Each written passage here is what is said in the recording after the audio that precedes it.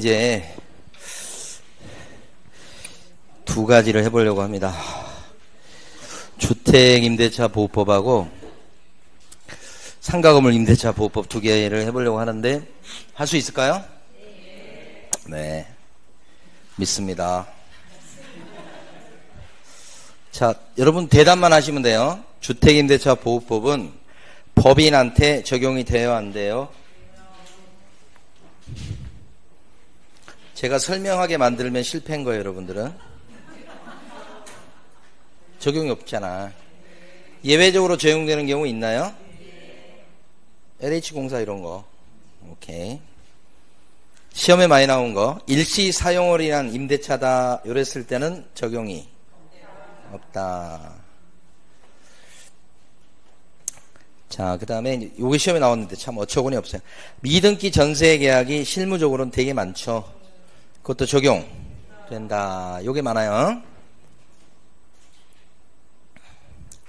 자, 최단 존속기간은 기간을 안 정했거나 2년 밑으로 계약을 해도 몇 년짜리로 본다. 2년.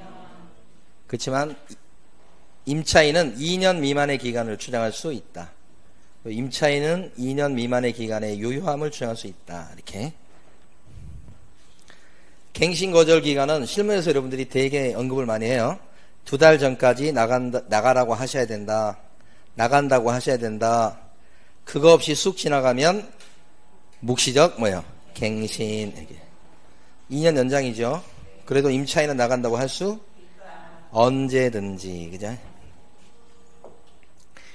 그 최근에 어떤 임대인은 8월 18일이 만기예요.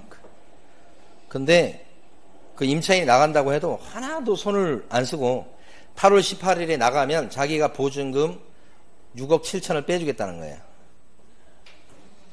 그때까지 나가라고. 그러니까 이 사람이 못 믿어갖고 이제 계약을 못하고 있는 상황이었어. 근데 요 날이 됐는데 이제 2달 더 여유를 준 거예요, 임차인이. 그래서 그때까지 이제 줄 테니까 빼주라고 그런 거지. 그러니까 지금 뭐라고 그러냐면 그때 확실히 빼줄 테니까 계약하라고. 근데 이 사람 입장에서는, 임차인 입장에서는 이게 안심이 안 되는 거예요. 근데 이거 몇 차례 이렇게 하니까 나중에는 이제 너무 이제 그래가지고 진짜 계약했어요. 네, 그래서 제가 잘했다고 그랬어요. 그리고 녹취해놨어. 빼주겠다고 하는 녹취도 다 돼 있고 그래서 이제 무조건 져요. 그러니까 혹시 여기 걸었던 계약이 한 1억 정도 계약금을 걸었다 치면 이거 나중에 안 빠져가지고 이걸 떼이게 되면 요 주인이 물어줘야 돼, 저거. 그래서 이렇게 하니까 어떤 일이 발생한 줄 알아요? 요 임대인이 온 지역에다 다 내놨어, 이제. 그런데 광고하기는 창피하잖아. 그 광고 올리지 않는 조건으로 다 내놓은 거야. 그래서 우리가 빼주려고 막 여기저기 전화했지. 그랬더니 그 물건 우리도 갖고 있어요. 우리도 갖고 있어요, 그 물건. 다 얘기하는 거야. 근데 광고는 못하게 해요. 이렇게. 자기도 좀 창피하겠지, 이게. 그러니까 좀 적극적으로 나가면 빼준다고 좀 그렇게 보통 사람처럼 대응을 했으면 좋을 거 아니에요? 안 그래? 이 사람 뭐 돈 많다고 막 그러더니 대출 받아서 줄 거라고 하면서 얘기하면서 그러는데 그 어디서 그냥 6억 7억 돈이 막 생기는 게 아니잖아요. 자, 갱신 요건요. 갱신 요건은 기간이 있어요. 언제까지 갱신 요구하셔야 된다? 2개월 전이요. 딱 한 번만 써먹을 수 있습니다. 근데 예외적으로 갱신 요구 들어왔을 때 거절할 수 있는 사유가 있죠.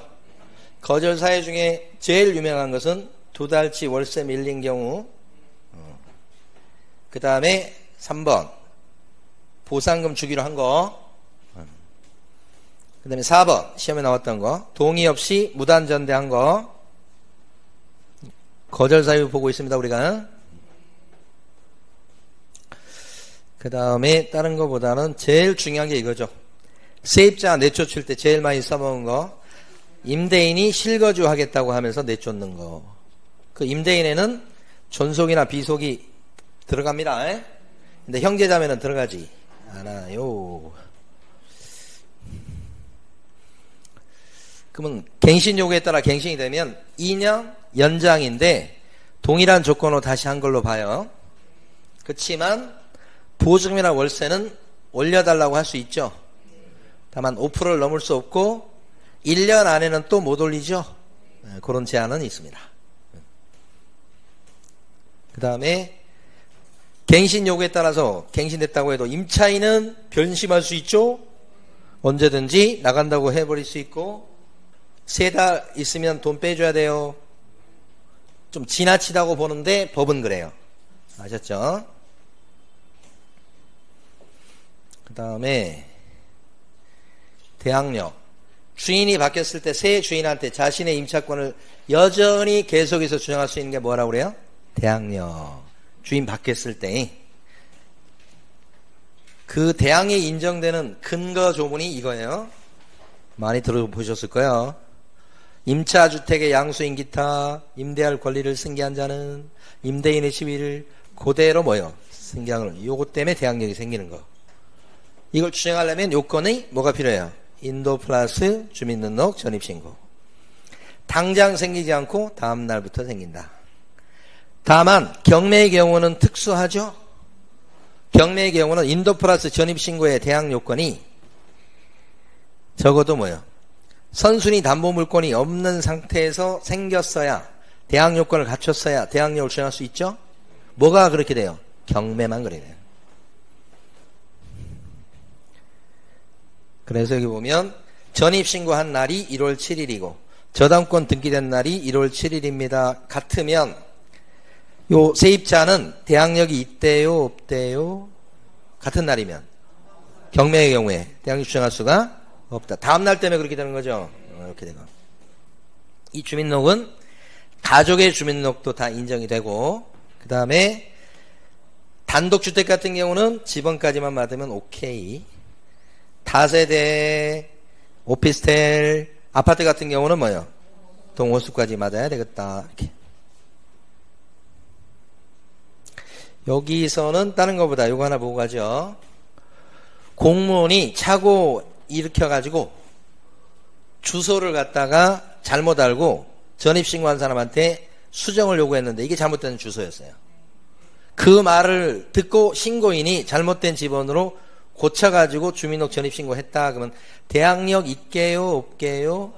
없다. 공무원 말 누가 들으라고 그랬어요? 그거야 이게.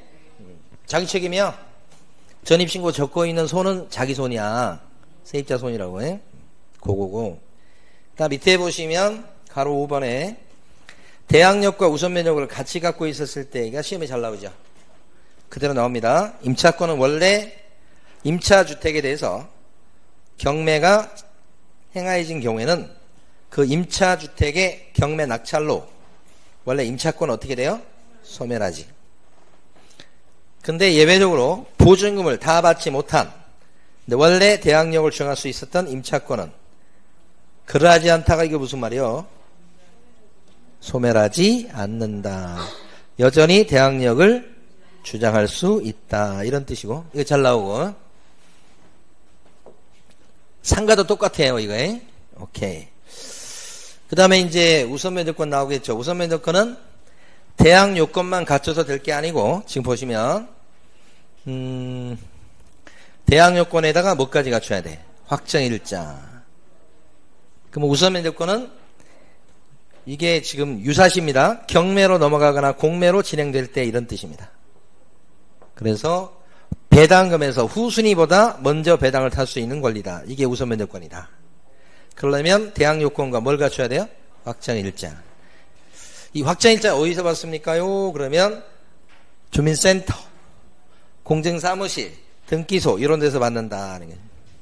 그리고 우선면접권을 행사해서 배당을 보증금을 배당해서 타려면 입을 꾹 다물고 있으면 안 되고 어떻게 해야 돼?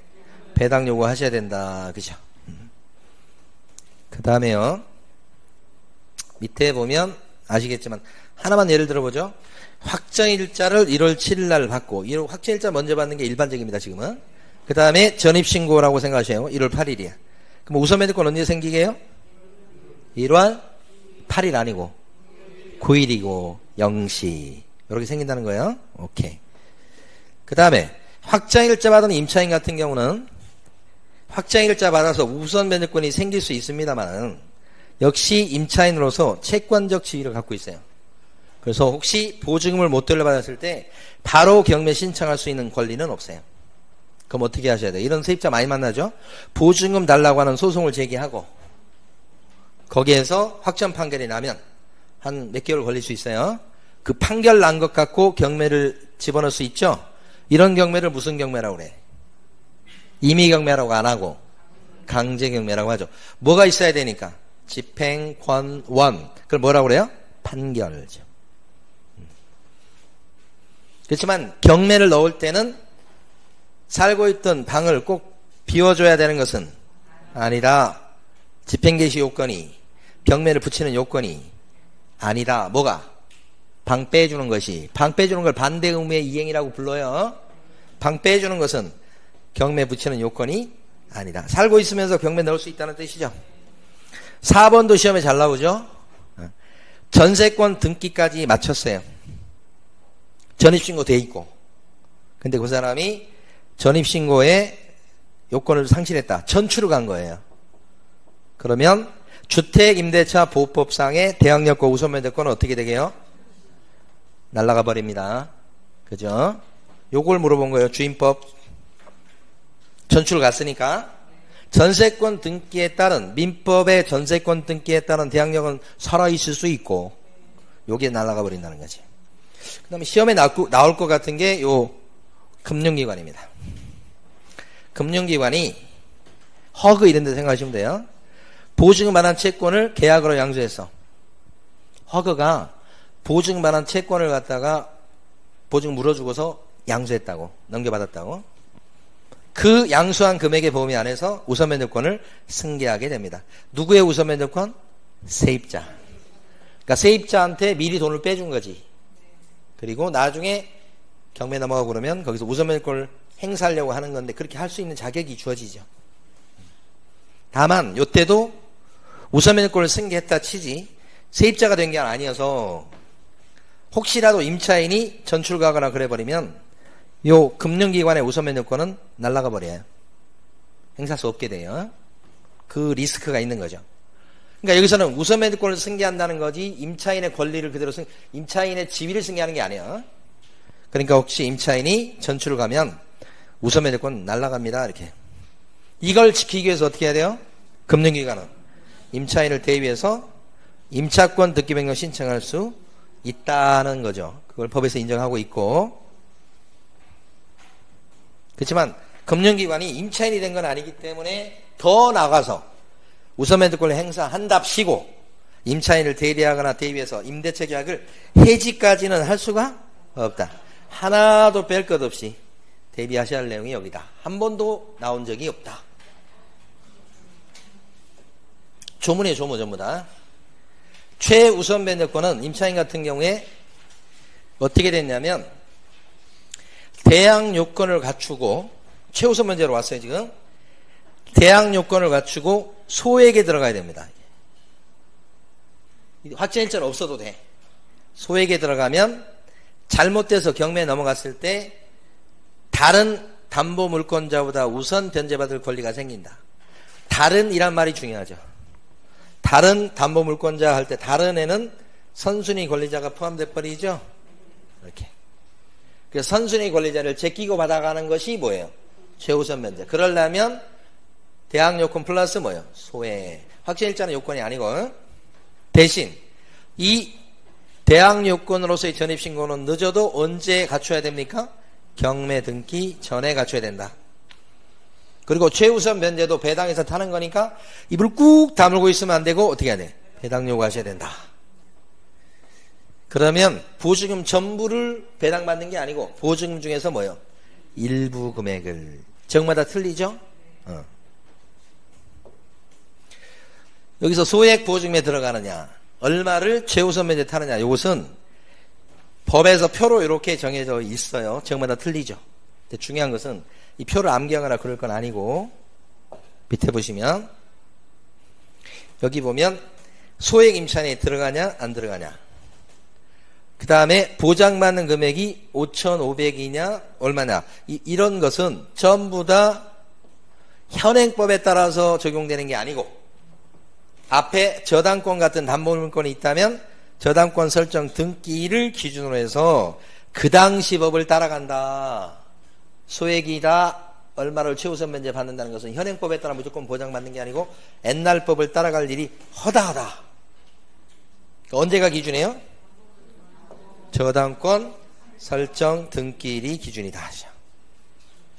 그 다음에 소액 임차인이 많이 있어버리면 최우선 변제 타갈 때 다른 권리자를 보호하는 차원에서 제한 두고 있죠. 제한을 하고 있죠. 먼저 세치게 하는 금액을 제한을 두고 있죠. 낙찰가에 얼마로요? 절반. 선순위 권리자도 먹고 살아야 되니까 다른 그런 것 때문에 그렇고. 주택도 똑같습니다. 이게. 다만 주택은 요 지역의 액수는 틀려요. 또 주택하고 상가가 다른 점이 뭐예요? 여기서 원리는 다 똑같은데 다른 점은 주택은 월세가 있어도 곱하기 100을 안 하죠. 상가는 곱하기 100을 한다. 그게 차이점이죠. 이 원리는 다 똑같은데 금액 다르고 그 다음에 곱하기 100 하냐 안 하냐 월세에다가 그 차이가 있다는 거죠. 그 다음에 이제 임차권 등기명령 신청 제도가 잘 나와요. 임대차가 종료했는데도 보증금을 못 받았을 때, 그죠? 그러니까 요건 전제가 뭐냐면 임대차가 어떻게 해야 돼? 끝났어야 되는데 보증금을 못 돌려받고 있다. 요게 전제가 돼야 돼. 그럼 어떻게 해요? 임차인은 혼자서라도 법원에 쫓아가서 임차권 등기명령 신청을 해서 등기를 시킬 수 있다는 거죠. 요렇게 임차권 등기하면서 들어간 비용은 몇만 원 안 되지만 싹 누구한테 물릴 수 있죠? 그렇죠. 이렇게. 그래서 등기가 나야 됩니다. 경료되면 어떤 효과가 생겨요? 대항력 얻고 또 우선 면허권 취득하고 이렇게 되지. 언제 취득해요? 등기가 나면 이렇게 되지. 임차권 등기명령 신청해놓고 바로 이사간 사람이 실제 있었단 말이야. 그 바람에 이사가 버리니까 대항력과 우선면허권이 한꺼번에 나간 거예요. 좀 시간차가 있습니다만 나중에 임차권 등기가 드디어 됐겠지.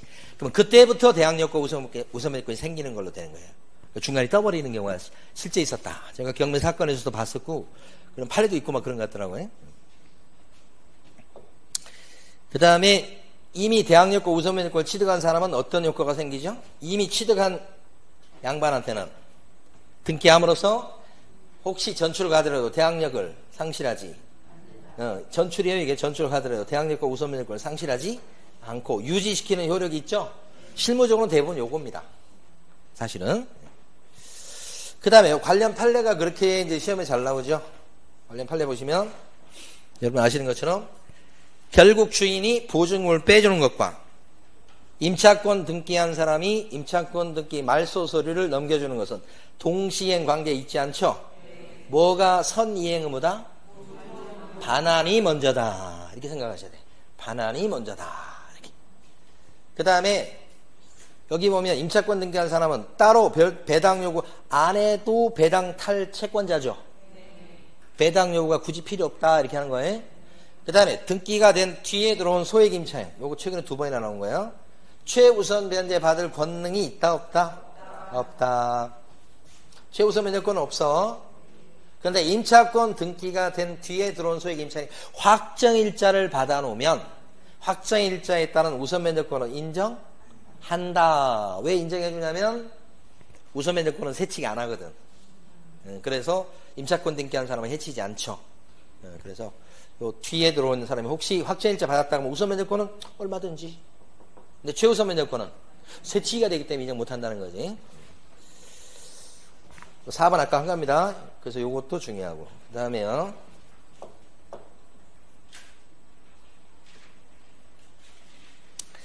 확정일자 부여일 등 정보 제공 요청이라고 되어 있습니다. 주택 임대차에 대해서 이해관계에 있는 사람은 이해관계에 있는 사람이 어떻게 보면 드물 수 있어요. 확정일자 부여기관에 쫓아가서 확정일자 찍어준 데 쫓아가서 확정일자 언제 받았는지 차임이나 보증금 얼마짜리인지 관련 정보를 달라고 요청할 수가 있다. 어떤 사람이요? 이해관계에 있는 사람이 그래. 그러면 제공해줘야 돼. 그 이해관계인에 해당되는 사람 중에 대표적인 사람이 누구냐 하면 살고 있는 임차인. 살고 있는 임차인 대표적이죠. 그 다음에 아까 우선 면접권을 보증금 먼저 빼주면서 승계한 금융기관도 이해관계인에 들어갑니다. 이 사람 있었잖아 아까. 보증금 반환 채권을 양수한 사람. 이 사람도 이해관계인이죠. 그 다음에 갱신 거절당하고 쫓겨난 사람 있죠. 아니 임대인이 내가 실거주하겠다 하면서 들어와가지고 쫓아낸 사람 있잖아. 그 쫓겨난 갱신 거절된 임대차 계약의 누구요? 임차인. 이었던 사람은 자꾸 나가면서 뒤를 돌아보게 되죠. 진짜 주인이 들어와 사는지. 그래서 이 사람도 어디에 들어가? 이해관계인. 그러니까 이해관계인에 들어가면 임대인의 동의 없이도, 그죠? 정보 제공 요청을 할 수가 있다. 떠들어볼 수 있다. 이런 얘기죠. 어디 가서? 쉽게 얘기하면 주민센터 가서 떠들어볼 수가 있다. 뭐가 필요 없다는 거예요? 임대인의 동의가 필요가 없다. 이 사람들은.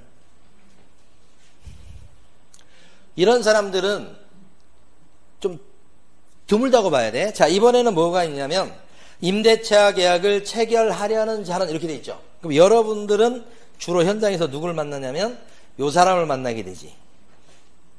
이해관계인을 만나는 게 아니고 임대차 계약을 체결하려는 사람은 반드시 뭐가 있어야 돼?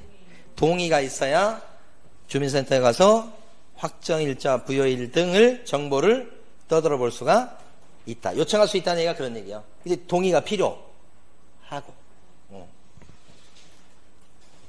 두 개가 비교가 돼야 된다는 얘기예요. 그래서 요때 여러분들은 손님이야, 손님. 이제 계약하려고 하는 손님이야. 그러면 이렇게 동의가 있어야만 관련 자료를 떠들어 볼 수 있으니까 답답하죠. 그래서 어떻게 해야 됩니까? 실무는 어떻게 되냐? 요거 이해관계에 있는 사람이고 요 사람일 때 주인 보고 뭐라고 그러냐면 일단 확정일자, 부여일 등 관련 정보를 제공하라고 의무를 만들었어. 이제 이게 동의 잘 안 해줄 거 아니야. 그래서 밑에 보시면 정보 제시 의무라고 돼 있잖아. 이걸 만든 거야. 그러니까 주인 너가 보여줘. 근데 보여줄 거 못할 것 같으면 동의해줘. 이렇게 된 거야. 그러니까 임차인한테 유일하게 바꾼 거죠. 원래 조문은 여기까지밖에 없어서 동의 있어야 된다고 동의 안 해줄 거 아니야. 그래서 못 들여다본 거예요. 보여주지도 않고 들여다보게 하지도 않고. 그래서 이걸 만든 거지. 그래서 보니까 뭐라고 돼 있냐면 체결할 때 임대인의 의무입니다. 확정일자, 부여일, 차임 보증금 등 정보를 어떻게 하라고요? 보여주라고 돼 있잖아. 이게 의무야. 근데 보여주지 못할 것 같으면 어떻게 해요? 동의하는 걸로 대신한다고 돼 있죠. 그러니까 보여줘. 근데 동의 못할 것 같으면 제시 못할 것 같으면 동의해줘. 이렇게 한 거예요. 그럼 동의하면 뭐예요? 제시한 걸로 보는 거예요. 그래서 그게 확인 설명서에도 보면 제시한 게 나오고 동의한 게 있고 칸이 다 있어요. 둘 중에 하나는 체크가 돼야 돼. 두 번째는 또 보여주라고 돼 있는 게 뭐예요? 납세증명서죠. 국세, 지방세, 납세증명서 보여주라고 돼 있죠. 이거 제시할 의무가 있고 임대인이 임대인 의무요. 제시 안 하면 어떻게 해요? 들여다보게 동의해라. 원리가 똑같죠. 두 가지. 여러분 실무하고 직접 관련된 내용들이에요. 차임의 증감, 이거 5%는 아실 거고요. 근데 이제 언제나 조심할 게 증액할 때 5%를 넘지 못한다는 거. 증액. 예, 올릴 때. 근데 감액할 때는 제한이 있다 없다. 깎을 때는 제한이 없다. 그래서 감액 청구할 때는 5% 제한이 없어서 10% 20% 깎을 수 있다는 거예요. 감액 청구할 때는 1년 제한이 있다 없다? 없어. 5개월 만에 다시 또 감액 청구할 수도 있다. 그죠? 감액하고 증액은 달라요. 네, 그래서 자 봐요. 벌써 상가 왔잖아요. 지금 다 끝났어. 이제 상가는 똑같이 원리가. 다만 다른 점 위주로 한번 봐봐요. 이 상가금융 임대차 보호법은 사업자 등록 대상이 되는, 이게 영업용이라는 뜻이에요. 건물 임대차에 적용돼요. 그러니까 이거 다른 거예요. 그래서 이런 상가 빌딩이지만 종친의 사무실, 동창의 사무실은 상가 건물 임대차 보호법을 들먹거리면 안 돼. 사업자 등록 대상이 되는 영업용 건물일 때, 건물 임대차일 때 적용되는 거예요. 이건 그렇게 강조되진 않지만 아주 기초예요, 기초. 그러니까 이런 상가 건물에 저 구석지에 향후의 사무실이 있어. 뭐 보증금 얼마, 월세 얼마 계약했겠죠. 보호 받아요, 못 받아요? 못 받는다 이 말이에요. 사업자 낼 수 있는 그런 영업용 건물 임대차일 때 적용되는 거예요. 더군다나 이거 기가 막힌 것은 요게 시험에 그렇게 잘 나오죠. 상가에서는 적용보증금, 그죠? 예. 그래서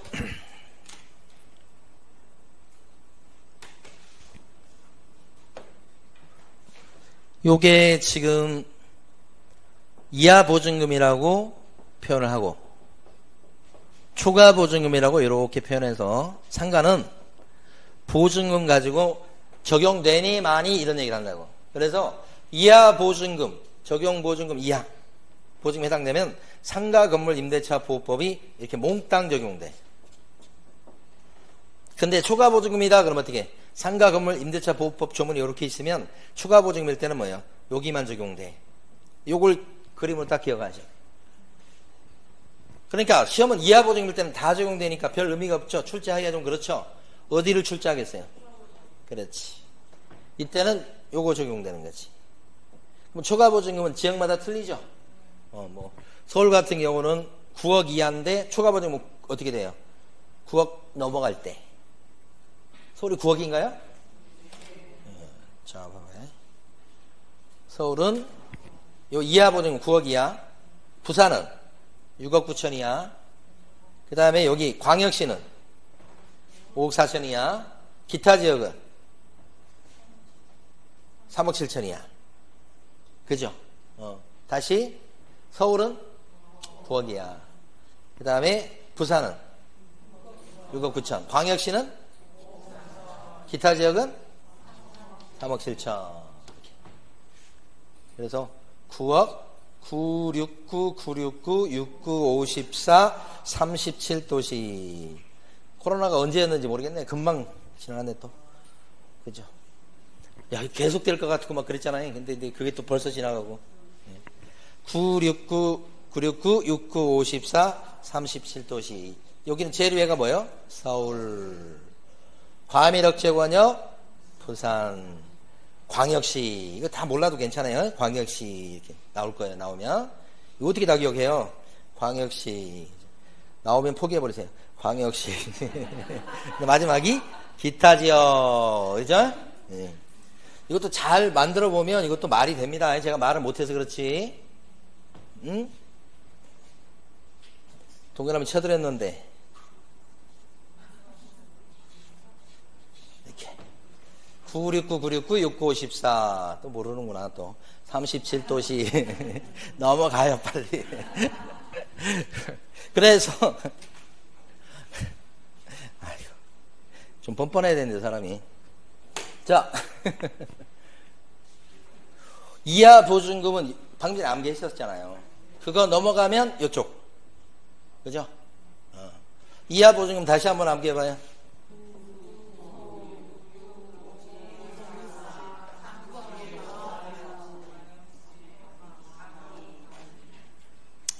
(969) 969 69 54 37도시 이렇게 된다고요. 아시겠죠? 그거 넘어가면 여기 들어가. 그러면 그래도 적용되는 게 뭐가 있을까요? 이것도 암기잖아. 뭐죠? 초과 보증금. 세표 차로 대권을 갱신했다. 이게 암기했다고 그러잖아. 이게 핵심이죠. 초과 보증금일 때 적용되는 거. 3자가 뭐게요? 3기 연체일 때 해지할 수 있는 거 적용됩니다. 표는요? 표준계약서 적용. 표준계약서 권장할 수 있는 거. 그 다음 차는 아니고 대는 대항력. 요건 권리금 보장. 요건요? 갱신 요구권. 그래서 요 5가지는 적용된다. 이렇게. 여기 가장 핵심이에요. 자, 그러면 다시 갑니다. 지금 여기 했고요. 중요합니다. 요거. 그 다음에 잠깐 쓰는 것은 또 적용이 없겠죠?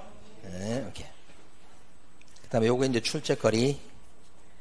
공장이나 창고는 적용돼야 안 돼요. 공장, 창고. 응? 나온 적이 없는데. 공장, 창고는 상가건물 임대차 보호법에 따른 보호를 받을까, 못 받을까? 못 받아요? 거기서 사실행위만 해, 만들기만 해, 보관만 해, 이러면 적용이 없지만, 거기서 만들기도 하고 보관도 하지만 동시에 뭐예요? 팔아먹기도 해. 영리활동을 같이 하죠? 그럼 보호 대상이 된다죠? 2가지 경우가 다 있죠? 출제가 유력하다 보이고, 잘 한번 보시고. 자, 그 다음에, 이제, 최단 기간을 정하지 않았을 때는 몇 년짜리로 보고, 그럼 상가 임대차 계약을 6개월 할 수 있나요? 6개월? 6개월 할 수 있다, 없다? 할 수 있어. 그러면 6개월로 했을 때, 임차인은 6개월만 장사하고 나가겠다고 막 주장해 버릴 수도 있다. 누가 주장할 수 있어요? 임차인만. 1년 밑으로의 기간을 주장할 수 있다. 자, 묵시적 갱신. 그래서 아무 말 없이 쑥 지나가면 갱신되는 건데, 이때 갱신 거절은 임대인은 언제까지 하셔야 돼? 상가는 6개월 전부터 1개월 전에 1개월 전. 주택은 2개월 전이고. 그래서 묵시적 갱신이 되면 몇 년 연장이다? 1년 연장이다. 그래도 임차인은 언제든지 나간다고 해버릴 수 있다. 이거 주택하고 똑같은데 기간만 틀린 거죠, 지금. 요 기간만. 주택은 2개월 전. 주택은 묵시적 갱신 플러스 2년. 얘는 플러스 1년. 요건 다 똑같아요. 자, 갱신 요구권. 상가에서 갱신 요구는 언제적에 할 수 있다? 기간. 6개월 전부터, 여기도 1개월이죠. 6개월 전부터 1개월. 그래서 상가는 1이라는 숫자하고 많이 관련돼 있어. 최단 기간도 1년. 1개월 전까지 갱신 거절. 갱신 요구도 1개월 전까지. 이렇게 되죠. 특별한 사유 없으면 받아줘야지. 이때는 최초의 임대차 기간을 포함해서 몇 년을 넘지를 못하겠다? 그래서 갱신 요구는 최장 10년 이렇게 되는 거지. 그렇게. 그럼 이제 갱신 요구를 통해서 연장이 되겠습니다. 그런데 이제 종전 임대차하고 동일한 조건으로 다시 한 걸로 봐요. 그러니까 묵시적 갱신이면 1년 연장이 되는 거지만 갱신 상가 임차인 갱신 요구에서 연장할 때는 갱신 요구에 따라 연장할 때는 1년이 아니고 앞에 기간하고 같은 기간이에요. 근데 주택은 안 그렇죠. 주택은 묵시적 갱신도 몇 년 연장? 2년 연장. 갱신 요구도 2년 연장. 그렇게 되는 거지. 상가에서 갱신 요구 기간은 앞에 기간하고 3년짜리 계약을 했다가 갱신 요구가 일어나면 몇 년 연장이다? 3년이다. 5년 계약했으면 5년 연장 이렇게 된다는 거예요. 그리고 이제 5% 제한이 있는 건 똑같고요. 아까도 봤습니다만은 초과 보증금 일지라도 갱신 요건을 행사할 수 있다. 중요하죠? 아까 했었잖아. 초보가 세표차로 대권을 갱신했다. 그죠? 그거. 특히 시험에 잘 나오는 게 여기 보면 전차인이 잘 나와요. 전대차. 요때 임대인의 동의 얻어갖고 전대차 계약을 체결한 전차인은 이렇게 나오죠. 전차인은 갱신 요건이 원래 없지요. 그래서 어떻게 해요? 임차인을 대의회에서 써먹을 수 있죠. 다시 전차인은 갱신 요건이 있다 없다? 원래 없어요. 그런데 대위 행사만 가능해. 그것도 어떤 전제에서?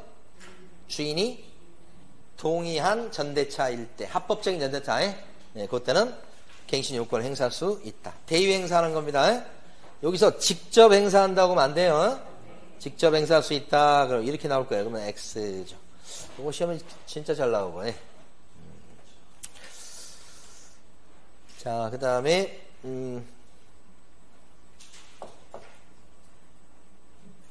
상가에서 묵시적 갱신은 몇 년 연장? 1년 연장. 묵시적 갱신은 기간 제한이 있어요, 없어요? 1년씩 연장하는 건데 묵시적 갱신 되면 1년이야. 그러니까 무슨 얘기냐면 아이고 3년 계약을 했잖아. 이렇게 여기서 묵시적 갱신이 되면 몇 년 연장? 3년이 아니고 1년이야. 그러면 묵시적 갱신을 통해서 계속 연장되는 것은 기간 제한이 있다 없다? 없다는 거지. 자, 3년 계약을 했습니다. 이렇게. 근데 갱신 요구야. 갱신 요구. 묵시적 갱신이 아니고. 그럼 몇 년 연장? 요건 3년 연장이야. 요건 기간 제한이 있다 없다? 있다. 최장 몇 년? 10년. 묵시적 갱신, 법정 갱신은 기간 제한이 없고 갱신 요구는 기간 제한이 있죠. 예? 묵시적 갱신은 말을 안 해서 그렇지 좋아 죽는 거야 자기들끼리. 그건 제한을 둘 필요가 없어. 근데 갱신 요구는 신호도 끌려가는 거잖아. 그래서 기간 제한이 있는 거예요. 가만 써봐요. 그 다음에 갱신 요구 들어갔을 때 거절 사유가 있죠. 상가 임대인이 당당히 거절해 볼 수 있는 사유가 있죠. 어떤 게 있어요? 3달치 월세가 밀린 적이 있었다 이런 거예요. 상가는 3기현채, 주택은요 2기현채. 조금 알고는 거의 비슷해요. 나머지 것들은 비슷하니까 넘어가도록 하고요. 다만 상가에서는 내가 장사할 거니까, 내가 직접 장사할 거니까 나가, 이런 것은 상가에는 없다는 거죠. 주택은 내가 살 거니까 나가, 그게 있잖아. 거절 사유에. 상가는 그런 게 없고, 그 다음에 이제 대항력은 원리가 똑같으니까 사업자 등록 가지고 보호해줘요. 그래서 인도 플러스 뭐예요? 사업자 등록. 주택은 인도 플러스 주민등록 전입신고. 상가는 인도 플러스 사업자 등록. 그죠? 그럼 대항력은 언제 생기죠? 당장 생기는 게 아니고 사업자 등록 1월 7일이라 그러면 다음날 생긴다. 1월 8일날 0시에 생기는 거예요. 대항력 원리는 똑같죠? 다만 이제 경매의 경우에는 인도 플러스 사업자 등록이란 대항 요건을 갖추고 있지만 앞에 저당권이나 가압류 같은 게 있어버리면 경매의 경우에는 대항력을 주장하지 못하게 된다 이거지. 아까 주택도 그랬죠. 네, 그래서 경매의 경우에는 선수인 저당권 같은 담보물건이 뭐예요? 없어야 된다. 주택도 똑같아요 원리가. 아까는 대답이 잘 나오는데 여기서는 또 상가로 가니까 아까하고 좀 틀리네 느낌이. 네. 그 다음에 여기 보면 이제 아니 요건이 요거다 보니까 문제는 파란색으로 요 사업자 등록을 요걸 폐업을 해봐봐 이렇게. 그러면 이건 대항력이 사라지죠.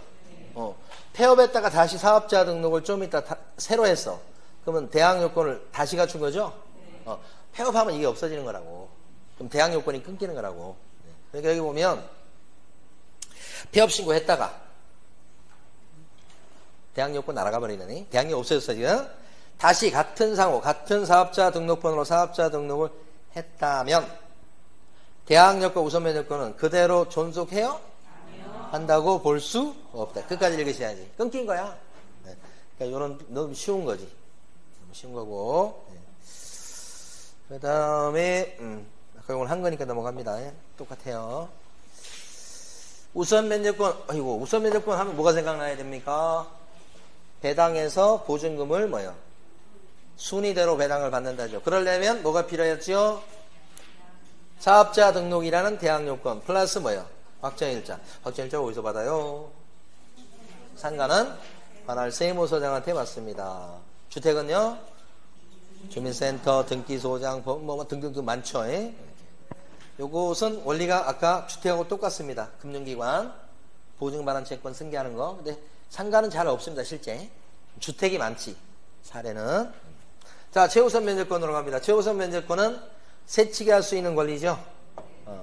그러려면 뭐가 있어야 최우선 면제에 세치게 할 수 있을까요?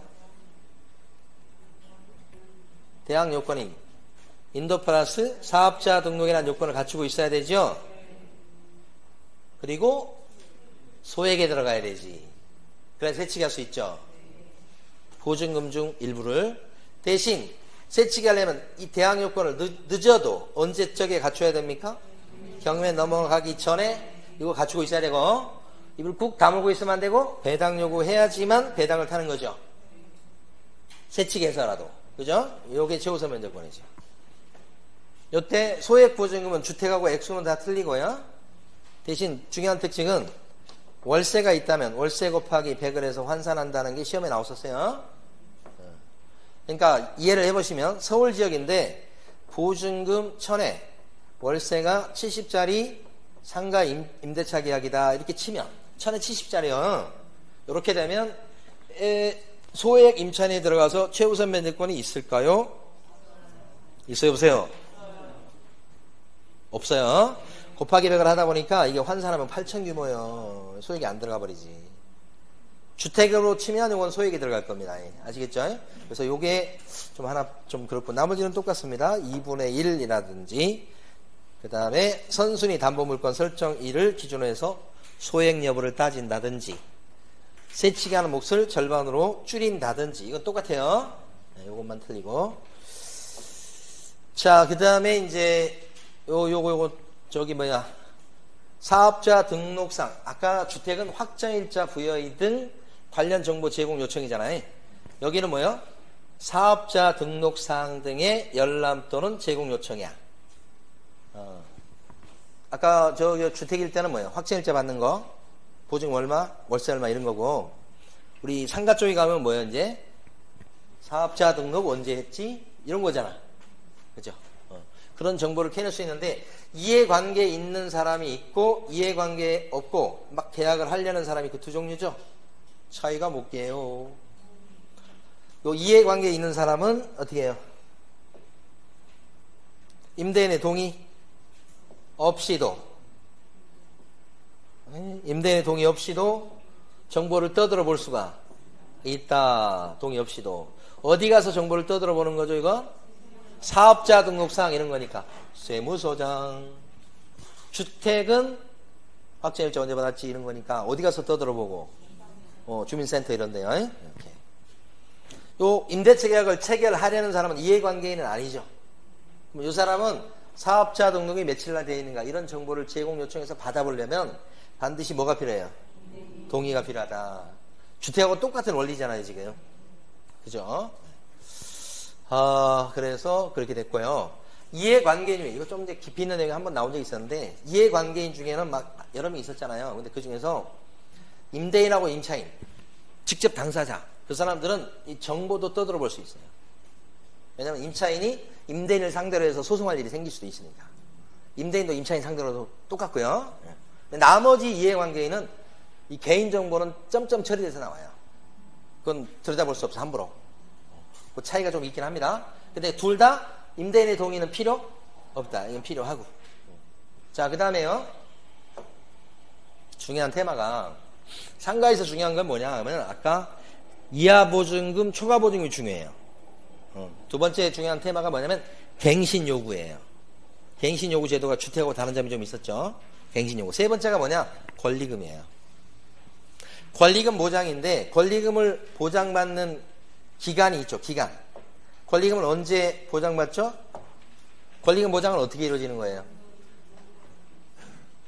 네, 다 했는데 권리금 보장은 어떻게 이루어지는 거예요? 네, 거의 마지막입니다. 여기가 지금 건물이 있고요. 갑이 임대인이에요. 빌려서 을이 임차인으로서 이 건물에서 식당을 운영하셨던 분이에요. 그러다가 이걸 갖다가 을이 병한테 식당을 권리금을 받고 넘겨요.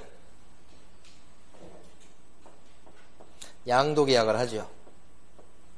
그래서 이 병이 갑하고 임대차 계약을 해서 이제 세입자가 바뀐 거예요. 을에서 병으로. 근데 권리금을 보장한다는 것은 뭐냐면 이 사람이 다른 사람한테 넘길 수 있는 권리를 인정해 준다는 거예요. 그래서 권리금 보장은 어떤 뜻이냐면 이렇게 돼요. 요 사람이 요 사람을 요리 끌고 왔을 때 요 사람은 요 임대차 계약을 체결해 줄 의무가 있다. 이게 체결돼야지만 권리금을 갖다가 받아먹을 수 있죠. 대신 요 사람은 언제 요 사람을 끌고 와야 되냐? 임대차 기간이 끝나기 6개월 전부터. 언제까지 끌고 와야 되죠?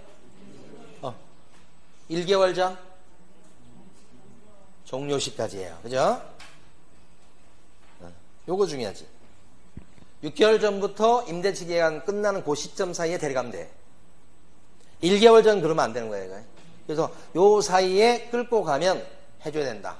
원칙적으로 체결해줄 의무가 있다. 원칙. 그럼 권리금 받아먹는다는 거죠? 이게 권리금 보장이야. 근데 큰 줄기로 보면 끌고 갔을 때, 데리고 갔을 때 임대인이, 갑이 당당히 거절할 수 있는 경우가 있죠. 정당하게 거절할 수 있는 사유가 있을 수 있죠. 이건 뭐예요? 예외죠. 큰 줄기는 그래요. 끌고 왔을 때 해주는 게 원칙인데 안 해줘도 되는 경우가 있다. 어떤 경우에 안 해줘도 되는 거예요? 돈도 없는 사람을 데려왔거나, 뭐 거지를 데려왔다 이렇게 생각하면 되잖아. 그 다음에 뭐 약간 조금 임차인의 의무를 이행할 것 같지 않는 사람을 데려왔다든지, 그런 사람 데리고 오면 당당히 거절할 수가 있다 이런 얘기지. 이게 보장이에요. 이게 보장. 이게 가장 핵심이요. 그러면 이제 넘어갑니다. 언제까지 끌고 와야 된다? 새 임차인을 종료시까지요. 그래서 권리금 받아먹게 해준다는 것은 임대차 계약을 체결해줘야 되는데, 그럼에도 불구하고 임대인이 회수 방해 회방 놓는 경우가 있을 수 있어. 어떻게 회방을 놓죠? 임대인이 혹시라도 데려왔더니 임대인이 어떻게 회방을 놔? 해줘야 되는데 임대차 계약을 해주지 않고 뭐예요? 자기한테도 권리금 달라고 할 수 있지. 나도 줘라. 귀신 목소리 세 가지가 들려야 되는데 나도 줘 이렇게 하는 거죠. 예? 또 귀신 목소리 또 들리는 게 뭐가 있어? 주지마. 지급하지 못하게 하는, 주지마. 진짜 무섭잖아요 이게 목소리가. 또 세 번째 귀신 목소리 뭐예요? 많이 줘, 많이 줘. 이 세 가지가 귀신 목소리. 그러면 아까 어떻게 데려왔던 신규 임차인이 데려오는 사람이 어떻게 귀신 목소리 듣고 도망가 버리잖아. 그럼 권리금 못 받아 먹잖아, 귀신 목소리 때문에. 그래서 이게 방해 놓는 거죠. 그러면 이렇게 도망가 버리면 우리 기존의 임차인은 뭐라고 할 수 있다? 귀신 목소리를 낸 임대인 보고 뭐라고 할 수 있다? 야, 너가 책임져 할 수 있지. 물어내 이렇게 할 수 있지. 너 물어내 이렇게. 얼마를 물어달라고 할 수 있을까? 금액이 있는데 얼마 물어달라고 할 수 있어? 지급하기로 한 권리금만큼 물어내라고 할 수 있어요? 그러면 안 되고. 자, 봐봐요. 신규 임차인이 기존 임차인에게 지급하라고 한 권리금이랑 그 다음에 임대차 종료 당시에 감정평가를 통해서 확정된 권리금 중에서 낮은 금액을 넘지를 못한다 이렇게 돼 있잖아. 그러니까 무조건 지급하기로 한 권리금만큼 손해배상해 그렇게 할 수는 없어. 이게 가장 핵심이요. 이것도 시간 지나면 못하는 거. 시간 몇 년 내에 청구해야 돼? 3년이지. 그죠? 자, 근데 여러분 보시는 것처럼 예외적으로 정당하게 거절할 수 있는 사유가 분명히 있죠. 어떤 경우에 정당하게 거절할 수 있을까요? 이제 다 했네. 이제 4분이면 끝나네. 4분 후에. 어떤 경우에 정당하게 거절할 수 있을까? 그런 것도 있겠지만 일단은 뭐예요? 자력이 없는 사람을 데려왔다 그랬잖아. 거지를 데려왔다 이렇게. 두 번째는 의무를 위반할 우려가 있는 사람을 데려왔더라. 의무 위반 우려가 있는 사람. 온몸에 문신이라고 그랬잖아. 온몸에 문신에 있는 사람을 데려왔더라. 옛날에 한번 저기 어디야, 여름이었는데 저기 폭포란다. 계곡에 갔는데 어떤 사람이 문신 있는 상반신에 문신이 있어요. 그래서 온 사람들이 다 그 사람 구경하냐고. 저 사람 어떤 사람일까? 뭐 하는 사람일까? 하면서 다 그 사람만 구경하고 있어. 온몸에 문신. 그 다음에 1년 6개월 이상 영리 목적으로 사용하지 않겠다 이렇게 다짐하는 경우죠. 1년 6개월 이상. 그 다음에 임대인이 선택한 사람이 기존 임차인한테 권리금 주겠다고 나섰을 때죠. 선택이란 말이 와야 돼요. 임대인이 골랐어. 근데 배신 때리고 기존 임차인한테 권리금 주겠다고 막 난리야. 이랬을 때도 거절할 수 있고. 그 다음에 3기 연체 이런 것도 들어갑니다. 무단 전대 이런 거 들어갑니다. 갱신 거절 사유도 싹 여기 들어갑니다. 자, 그 다음에 권리금 적용 제외. 이거 다 했나요 이제? 다 됐어. 이제 짐 싸세요. 아직 안 나왔는데 예상 문제가 뭐냐면 권리금 보장 규정이 적용되지 않는 케이스가 있어요. 자, 대표적인 게 뭐냐면 대규모 점포, 백화점 같은 거 생각하시면 돼요. 준대규모 점포 적용이 없어. 백화점이나 이마트 이런 거요. 그 다음에 국유재산 적용이 없습니다. 공유재산 적용이 없습니다. 서울 도시철도공사 이런 거 있잖아요. 그 관련해서 거기 지하철에 그 서울시 소유의 상가들이 많아요. 그 세일 넣잖아요. 그런 건 권리금 보장을 못 받아요. 거기서는 보장해 달라고 막 이렇게 얘기하는데 암암리 거래하기도 하지만 법적으로는 보장이 안 되는 겁니다. 국유재산 X, 공유재산 X, 대규모 점포 X, 준대규모 점포 X. 그러나 전통시장은 동글뱅이 이렇게. 그래서 출제 예상 문제에 들어가고, 그 다음에 요거 두 개 구별해 주세요. 하나는 표준 권리금 계약서는 누가 만들어 권장하고, 저 권리금 계약서의 표준 서식이라고 이해하셔야 돼. 표준 서식인데 권리금 계약서는 누가 만들어서 권장하고, 권리금 계약서 국장. 권자가 기억으로 시작하잖아요. 국장. 자, 상가 임대차 계약서의 표준 서식은 누가 만들어 권장하고요? 임대차 계약서는 법무부 장관. 이 두 개를 다 기억하기 쉽지 않죠?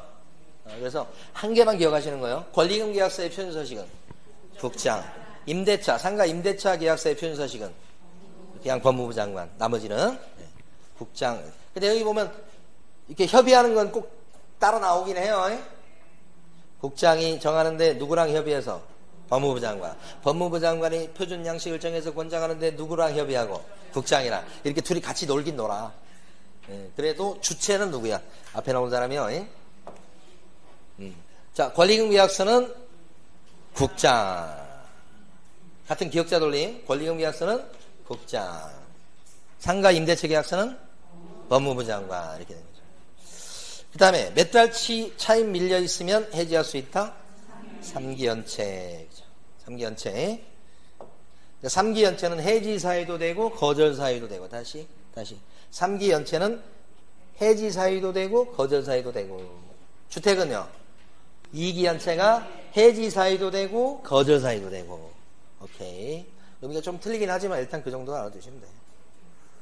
됐어요. 요걸 한번 참고로 보시고. 오케이 됐어요. 일단 여기까지 하고요. 다음 주에 이제 오전에 수업을 할 때 여기서 수업하죠? 여기서 할 거예요 아마.